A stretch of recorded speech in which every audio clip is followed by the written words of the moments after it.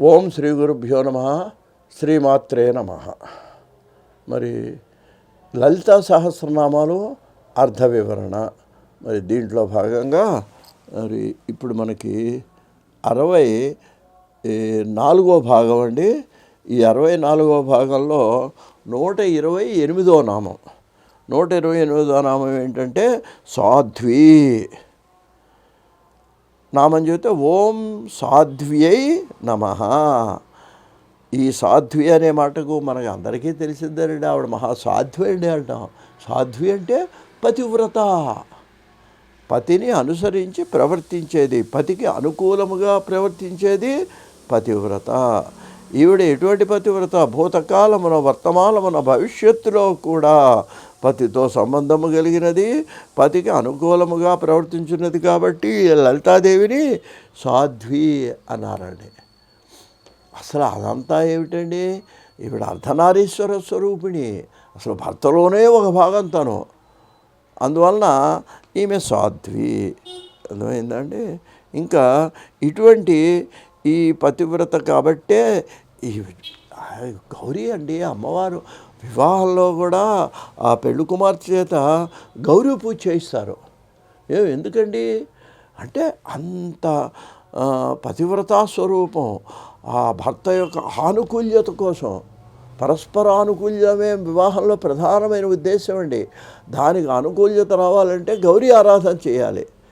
మగవాడేమో గణేష్ని ఆరాధించాలి, ఆడదేమో గౌరిని ఆరాధించాలి. అప్పుడు వాళ్ళకి అనుకూల దాంపత్యం వస్తుంది. అందువల్ల ఇది 128వ నామం సాధ్వి. 29 శరత్కాలమునందరూ చంద్రుళ్ళ అంటే ముఖం కలది.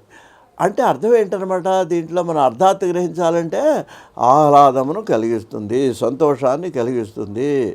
అటువంటి సంతోషాన్ని కలిగించేటువంటి తల్లి. సంతోషం ఎప్పుడు కలుగుతుందండి? మనకు సుఖం కలిగినప్పుడు సంతోషం కలుగుతుంది, మన కోరికలు తీరినప్పుడు సంతోషం కలుగుతుంది. కాబట్టి అట్లా భక్తులకు చంద్రుడి వలె సంతోషం కలిగిస్తుంది. చంద్రుడు కూడా అంతే కదండి. రాత్రప్పుడు ఆ వెన్నెల్లో కూర్చుంటే ఎంతో ఆనందంగా ఉంటుందండి. ఖర్చు లేని పని అది.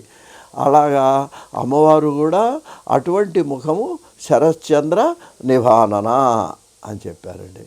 ఇంకా 130వ నామానికి వచ్చేటప్పటికి శాతోదరి. శాత ఉదరి. శాత అంటే సన్నని సూక్ష్మమైన ఉదరము గలది శాతోదరి. దీని నామంగా చెప్తే శాతోదరి అయి నమః. అటువంటి సన్నని ఆడవాళ్ళకంటే స్త్రీల ఒక పరిపూర్ణ స్త్రీ, అందమైన స్త్రీకి ఉదాహరణ అమ్మవారండి లలితాదేవి. అందువల్ల ఆ వర్ణంలో ఇక్కడ ఆవిడ సన్నని నడుము గలది, సూక్ష్మమైన నడుము గలది శాతోదరి సంస్కృతంలో. అటువంటి నడుము కలిగినటువంటి ఆమె ఏం చేస్తుందన్నమాట? మనల్ని అనుగ్రహిస్తుంది. ఏ తస్మిన్ ఉదరము అంతరము కురితే అనే ఉపనిషత్ వాక్యమును అనుసరించి ఉదర శబ్దానికి అంతరం అనే సంకేతం కూడా చెప్పబడిందండి. అంతరం అంటే ఏంటనమాట అండి? జీవైక్య బ్రహ్మైక్య సంధానము చేసేటువంటి శక్తి.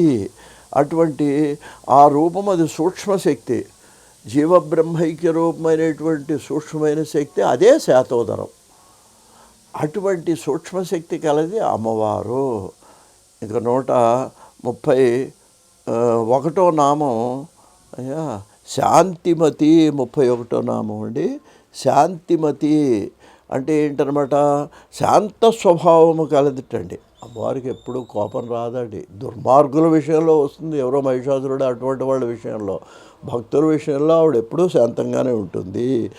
శాంతిమతి. శాంతి అంటే ఏంటనమాట? దక్షత కలిగినది, ఉద్ధతి కలిగినది, భక్తుల యందు శాంతంతో ప్రేమతో చూసినటువంటిది. అటువంటి అంతేకాదండి, ఆవిడ శాంతి గలది, మనకు మనశ్శాంతి ఇచ్చున్నది శాంతిమతి. దీన్ని నామంగా చెబితే శాంతిమతి అయి నమః. స్వస్తి.